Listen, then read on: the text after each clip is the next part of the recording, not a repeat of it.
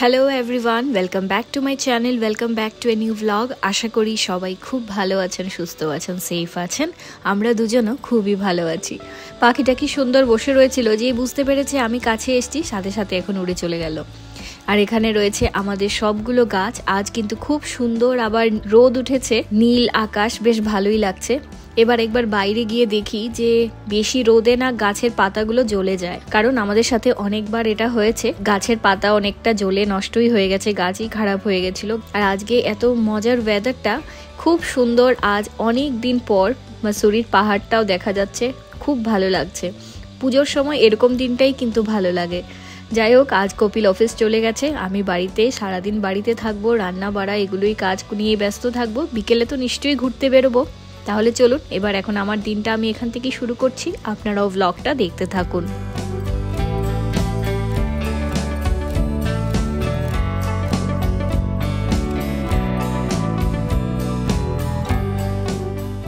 এবারে এখন ভাবির কল এলো, ভাবি বলতে তকসুর মা কল করে বলল একবার একটু নিচে যেতে, ভাইয়া এসছে কিছু একটা প্যাকেট দিতে। তো আমার মনে হচ্ছে ভাবি একটু প্রসাদ পাঠিয়েছে, কারণ ভাবি নবরাত্রির পুজো করে বাড়িতে, তো আজকে অষ্টমীর দিন প্রত্যেক বছরই প্রসাদ দেয়। তো অন্যবার তো একই বাড়িতে ছিলাম, তো এবার তো অনেকটা দূরে চলে এসেছি, তাই বলে ভাবি ভাইয়াকে দিয়ে প্রসাদ পাঠিয়েছে। এখানে কোপেল চলে আসবে, তাই তাড়াহুড়ো করে আগে ভাজা বানাচ্ছি, আর এখানে সেই আলুর তরকারিটা বানিয়েছি। তো এখন যেহেতু বাইরে খাওয়া দাওয়া হবে, তাই বলে আর আজকেও দুপুরবেলা তেমন কিছু বানাইনি, অল্প করে একটু তরকারি রয়েছে, এটা দিয়ে আমরা খেয়ে নেব। সাথে হয়তো বেগুন ভাজা রয়েছে। কপিলের আজও নিরামিষ, তাই বলে আমরা নিরামিষই খাচ্ছি কদিন থেকে। তো এখানটার মধ্যে সবচেয়ে প্রথম বাটিটার মধ্যে রয়েছে কালো চানা মশালা যেটা, তো তারপর এখানটার মধ্যে রয়েছে সুজির হালুয়া, আর এখানে রয়েছে পুরি। তো আজকে কিন্তু আমার মনে হচ্ছে আমি এটা দিয়েই লাঞ্চ করে নেব। কপিল ভাত খেলে খাক, বাট আমি তো এটাই খাবো, কারণ ভাবি এমনি এত ভালো রান্না করে, তার মধ্যে প্রচুর দিয়েছে। এবার দুজন মিলে খেয়ে শেষ করব। তত সময় কপিলও চলে এসছে। কপিল লাঞ্চ করতে তো অনেক তাড়াতাড়ি চলে আসে, 12:30টার মধ্যেও চলে আসে, এখনও লাঞ্চ করে আবার চলেও যাবে। কপিলকে আমি বলছিলাম জানো একটু আগে ভাইয়া এসছিল, তো ভাইয়া এসছিল বলতেই কপিল ভাবছে যেন তকসু এসছে, তকসু নাকি লুকিয়ে রয়েছে। তো ব্যাস কপিল খুব খুশি হয়ে গেছিল, ভেবেছে তকসু ওরা এসছে বলে। তো তারপর এখন আমি কপিলকে তো ভাত বেড়ে দিয়ে দিয়েছি, কপিল খেতে বসে পড়বে, তত সময় আমি খাওয়া শুরু করে দিলাম লুচি আর সুজির হালুয়া। এখানটার মধ্যে রয়েছে আমার শাড়ি, যে শাড়িটা আমি আজ পরবো। এই শাড়িটাও আমি নতুন কিনেছি, এটা আমি এই মনীষাস ওয়ার্ল্ড, এটা আমি কলকাতার একটা দোকান শান্তিপুরের, আমি অনলাইন পারচেস করেছি। ভীষণ সুন্দর শাড়িটা, আমার খুব ভালো লেগেছে। মেইনলি এই কালারটা, আমার এরকম কালার খুব পছন্দ। 12 টোনের শাড়িটা, একটা কখনো পিঙ্ক লাগে আবার কখনো পার্পল। এটা ক্যামেরায় একদমই বোঝা যাচ্ছে না, কিন্তু কাছাকাছি সামনের থেকে খুব সুন্দর শাড়িটা। তো এটার সাথে ব্লাউজ পিসও রয়েছে, তবে ব্লাউজ পিস তো আর আমি এখানে বানাইনি, যখন আমি শিলচর যাব তখন গিয়ে ব্লাউজগুলোকে সব বানাবো। আজ একটু কিছু ম্যানেজ করে কন্ট্রাস্ট করে কিছু একটা দিয়ে পরে নেব। আর এখানটার মধ্যে রয়েছে হলো আমার হেয়ার কার্লার। আমি লাস্ট ব্লগেও দেখিয়েছিলাম যে বাড়িতে কার্ল করেছি, তো আমি এই কার্লারটা কিনেছিলাম মিন্ত্রা থেকে। এটা কিন্তু বেশ ভালো, আর খুব খুব জলদি হয়ে যায়। অন্য সময় হলে এরকম কার্লস করতে হলে আমাকে এতদিন পার্লার যেতে হতো, কোথাও যদি আমাকে এরকম কার্লস বা টং যাই বলি এরকম যদি আমাকে করতে লাগতো, আমি কিন্তু পার্লার গিয়ে করেছি। বাট এবার আর কোনো পার্লার যাওয়ার চিন্তা নেই, আমি বাড়িতে বসেই চুল কার্ল করে নিতে পারবো। তবে সবসময় ইউজ করাটা ঠিক নয়, সেই পুজোর মধ্যে 1-2 দিন করব, আবার যখন কারো কখনো বিয়েতে যাব বা কোনো অকেশন থাকবে তখন নিশ্চয়ই করব। তবে তার জন্য আমি আগে হিট প্রোটেকশন স্প্রেটা ইউজ করে নিচ্ছি, এটা ইউজ করাটা খুবই দরকার। পুজোর মধ্যে তো একটু স্টাইল তো করতেই হবে। আমি জাস্ট এখন একটু আপনাদেরকে দেখানোর জন্য 1-2টো কার্ল করছি।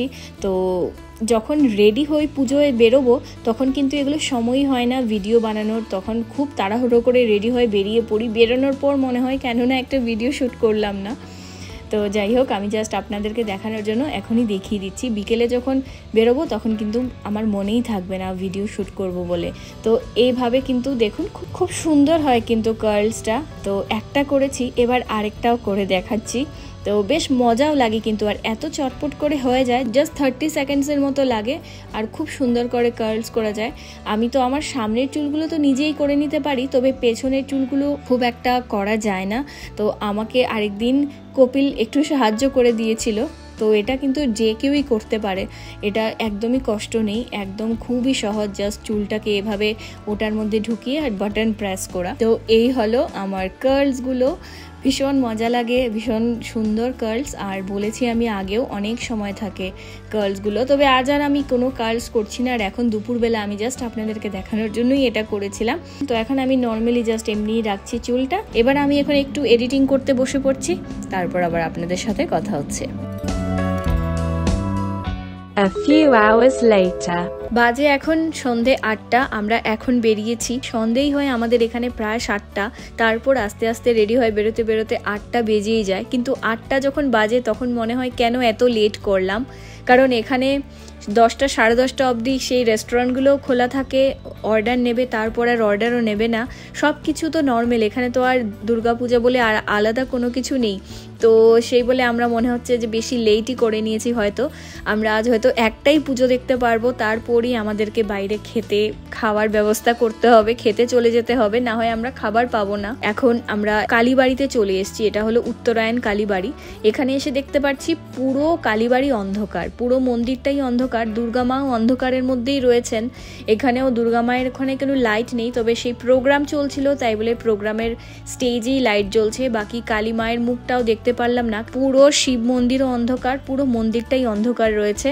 একদমই ভালো লাগেনি, ওখানে গিয়ে ভালো করে প্রণাম করেও আসতে পারিনি, মাকে ভালো করে দেখতেই পারলাম না। ওখান থেকে বেরিয়ে তারপর আমরা চলে এসেছি খেতে, কারণ তখন বেজে গেছে প্রায় রাত 10টা। এখন আমরা যদি আরেকটা পুজো প্যান্ডেলে যাই তবে আর বাড়িতে গিয়ে সেদ্ধ ভাত খেতে হবে। এখন পুজোর মধ্যে সেদ্ধ ভাত খেতেও মন চাইছে না, এই 2-3টে দিন একটু বাইরেই খাবো। তো আমরা এবার এখন খেতে চলে এসেছি এই ক্যাফেতে।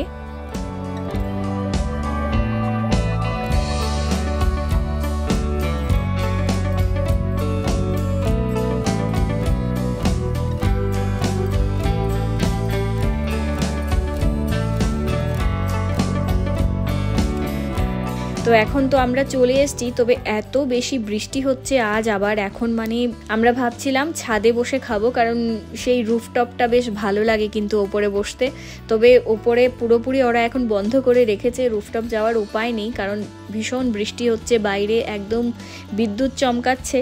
তারপর আমরা নিচেই বসেছি, এখানে এই ফ্লোরটার মধ্যেই বসেছি। আর খাবারও আমরা অর্ডার করে দিয়েছি। খাবারের মধ্যে যেহেতু আজকে কপিলের মঙ্গলবার নিরামিষ, তার জন্য আমরা নিরামিষই অর্ডার করেছি, কারণ আমি আলাদা করে ননভেজ অর্ডার করে আমি খেয়ে শেষ করতে পারবো না। তো একটাই কিছু নেই যেটা আমরা দুজন মিলে খেতে পারি। তো এখানে আমাদের খাবার এখন আস্তে আস্তে একটা একটা করে চলে আসছে।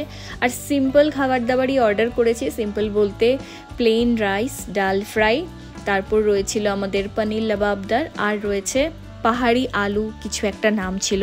এই পাহাড়ি আলুটা এত ভালো থাকে এই রেস্টুরেন্টের খেতে, পনির থেকেও এই আলুর টেস্টটা ভীষণ ভালো ছিল, আর তাছাড়া ডালও ভালো ছিল।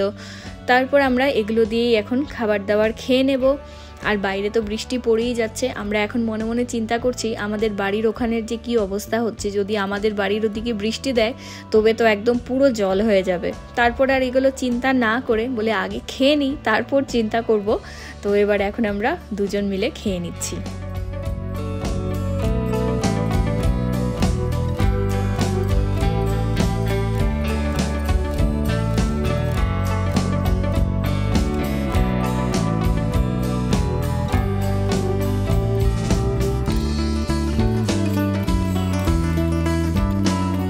খাওয়া দাওয়া করে আমরা ওখান থেকে বেরিয়ে পড়েছি। বাজে এখন প্রায় 11টা। তো এখন আমরা বাড়ি চলে যাচ্ছি। আর বৃষ্টি তো হয়েছে, তবে এখন এই জায়গাটায় বৃষ্টি একটু কম আছে। ভালোভাবে গিয়ে এখন আগে বাড়ি পৌঁছে যাই, বাড়ির সামনে জল না হলেই ভালো। তো আজকের ব্লগটাকে আমি এখন এখানেই এন্ড করে দিচ্ছি। আজকের অষ্টমীর দিনটা ঠিকঠাক গেছে। দুপুরবেলা তো কোথাও বেরোলাম না, আর বিকেলে যাও একটু বেরিয়েছি। ঠাকুরকে ভালো করে দেখতেই পারিনি, প্রণামও করতে পারিনি ভালো করে, ভীষণ ভিড়ও ছিল। যাই হোক, আজকের ব্লগটাকে আমি এখানেই এন্ড করে দিচ্ছি। যদি কিছু ভালো লাগে তবে অবশ্যই লাইক, শেয়ার, সাবস্ক্রাইব করে দেবেন। দেখা হবে নেক্সট ভিডিওতে। Till then take care, bye by.